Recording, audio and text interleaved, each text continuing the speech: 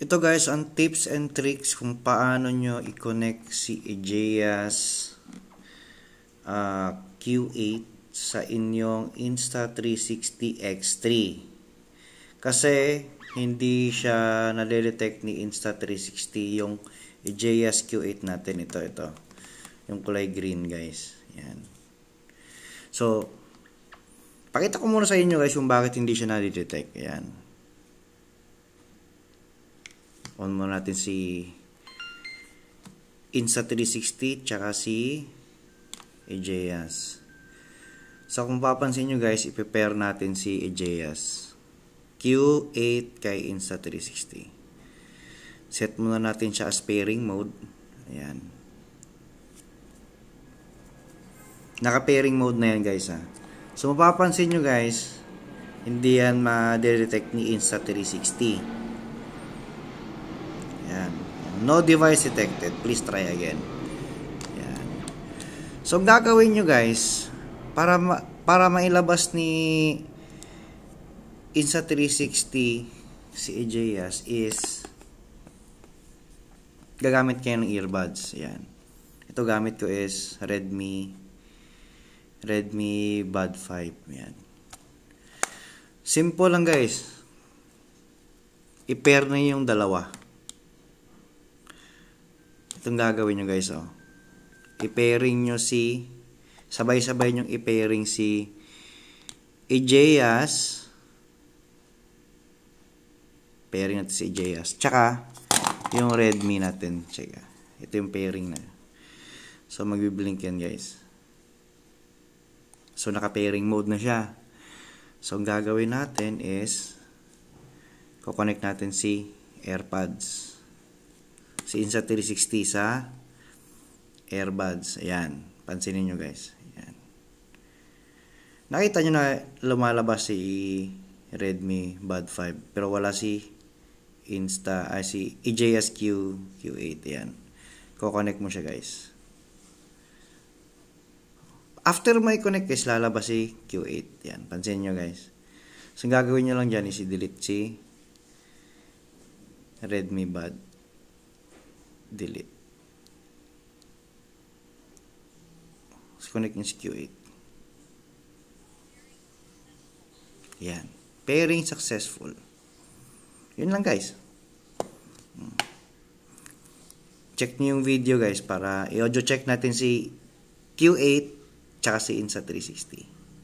Okay? Thank you guys.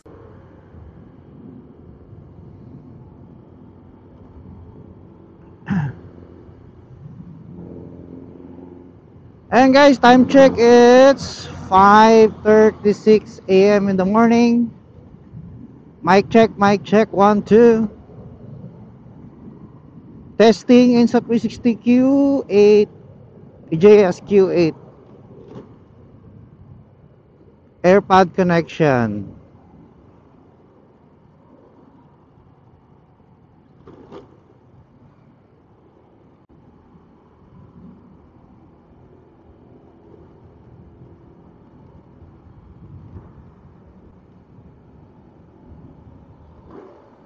Alam nyo guys, matagal na rin akong gumagamit ng Egeas na intercom.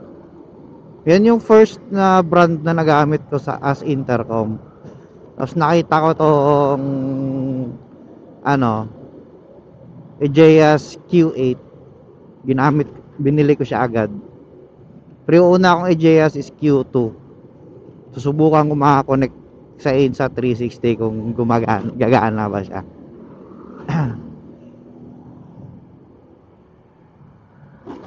Pero maganda nito Egeas kasi mabilis lang siyang makakonect sa, mabilis lang siyang i-pair talaga sa Egeas na brand din. Hindi pa ako nakapag-try na i-connect siya sa ibang intercom. Pero itong na-discoveryhan ko na pwede pala siyang i-connect.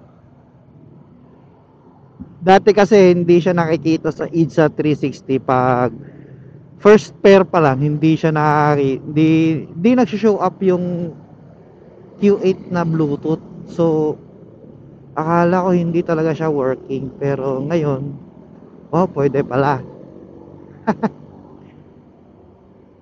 Hindi ako nagsisisi, bumili ako ng EJS. Paano ko sanang pumili ng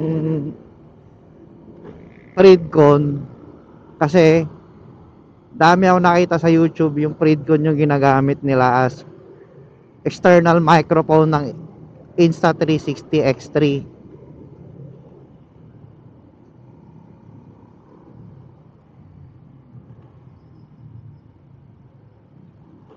Yun pala yung tricks niya. At ayan guys, nakauwi na tayo. Whew! Sa mga Insta360 users dyan at saka sa mga naka Q8, pwede siya. Happy editing guys. Good luck. Bye.